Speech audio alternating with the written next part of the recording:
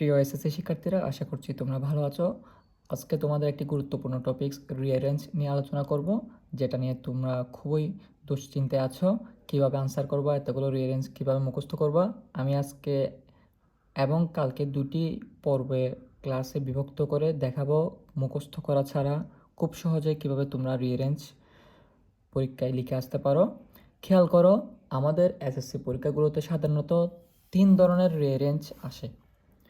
একটি হচ্ছে ব্যক্তিকেন্দ্রিক, আরেকটি হচ্ছে নৈতিক গল্প, আরেকটি হচ্ছে বর্তমান সাম্প্রতিক ঘটনা।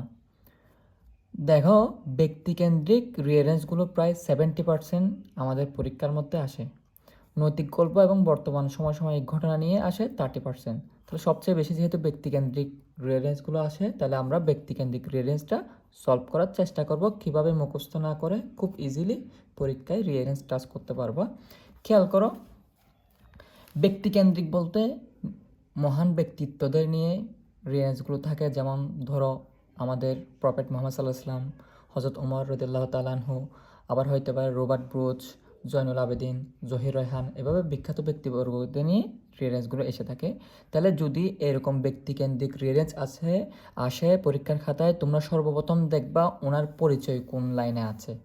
যে লাইনে ওনার পরিচয় আছে ওই লাইনটাই বেছে নিবা। সর্বপ্রথম ওই লাইনটাই আমাদের হবে। তাহলে সর্বপ্রথম কোন লাইনটা আসবে? ব্যক্তি পরিচয়। সেটা নাম এবং উপাধি হইতে পারে।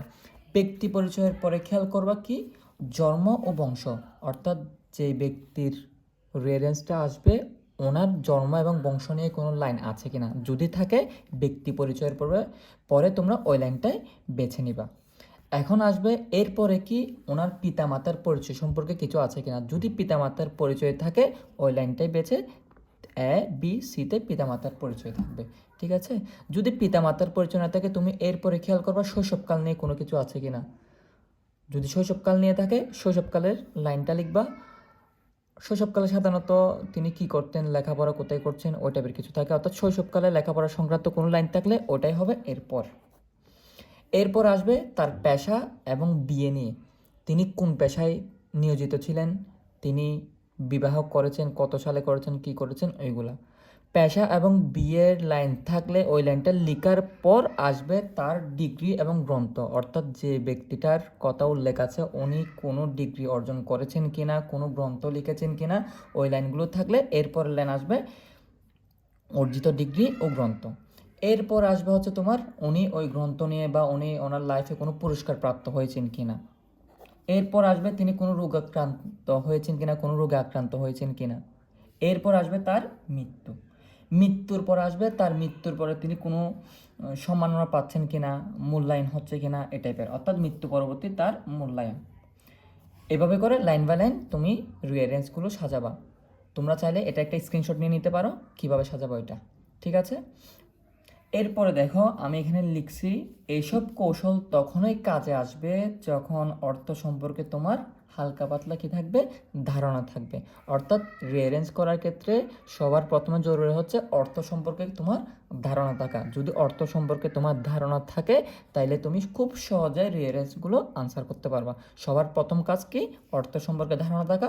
এরপর এই টাইপের ব্যক্তিকেন্দ্রিক যে সমস্ত রিঅ্যারেঞ্জ আসবে, এভাবে তোমরা সলভ করতে পারো মুখস্থ করা ছাড়াই। এখন আসি, তুমি রিঅ্যারেঞ্জগুলো পরীক্ষার খাতায় কীভাবে লিখবা। অনেক ক্ষেত্রে দেখা যায় স্টুডেন্টরা রিঅ্যারেঞ্জ লেখার ক্ষেত্রে রিঅ্যারেঞ্জটা ঠিক হয়ে লিখছে, কিন্তু রিঅ্যারেঞ্জের নাম্বার কাটা যাচ্ছে। কেন কাটা যায়? লেখার হয়তো ত্রুটির কারণে। খেয়াল করো, তোমরা রিঅ্যারেঞ্জগুলো লেখার ক্ষেত্রে দেখবা পরীক্ষার খাতায় দেওয়া থাকে এ বি সি ডি এভাবে করে দেওয়া থাকে, তাই না? তো তোমরা দেখবা সর্বপ্রথম কোনটা নাম্বার আসতেছে। ধরো আমরা ধরে নিলাম নাম্বারটা সর্বপ্রথম, নাম্বার দেওয়া আছে ব্যক্তি পরিচয়। তাহলে তোমরা রিঅ্যারেঞ্জটা লেখার আগে সর্বপ্রথম এদিকে এভাবে করে লিখবা, প্রথমে না, প্রথমে প্লাস। তারপর ধরে নিলাম ডি নাম্বারে আছে জন্ম পরিচয়, তাহলে এর পরে হবে ডি, তাহলে তোমরা লিখবা ডি প্লাস। এরপর ধরে নিলাম আসতেছে জি। ঠিক আছে, তাহলে ধরে নিলাম জি। অর্থাৎ এভাবে করে তোমরা এই প্যাটার্ন আগে সাজিয়ে লিখে ফেলবা পরীক্ষার খাতায় প্রথম লাইনে। লিখার পর এরপরে তুমি পুরা রিঅ্যারেঞ্জটা সুন্দর করে প্যারাগ্রাফ আকারে লিখে ফেলবা। আবারও বলতেছি, প্যারাগ্রাফ আকারে লিখে ফেলবা, পয়েন্ট আকারে না। ঠিক আছে। তোমরা চাইলে এটা অন্যভাবে সাজাতে পারো, আমি প্লাস দিয়ে লিখছি, তোমরা চাইলে এভাবে লিখতে পারো, দুইভাবে। আবার চাইলে তোমরা এভাবে করতে পারো, একটা চার্ট করতে পারো, 1 2 3 4 এভাবে। 1 নম্বরে কোনটা আসতেছে? এফ। 2 নম্বরে কোনটা আসতেছে? ডি, তারপর জি, এভাবে। অর্থাৎ এই 3 প্যাটার্নে তোমরা রিঅ্যারেঞ্জ করতে পারো। এই প্যাটার্নগুলো লেখার পর অবশ্যই নিচে কি করবা? প্যারাগ্রাফ আকারে রিঅ্যারেঞ্জটা লিখে ফেলবা, পয়েন্ট আকারে না। আশা করছি তোমরা বুঝতে পেরেছো। আমরা পার্ট 2তে এইটার সাথে সংশ্লিষ্ট কীভাবে মিলতেছে ওইটা তোমাদেরকে করে দেখাবো। আজকের মতো এতটুকু থাক, ধন্যবাদ।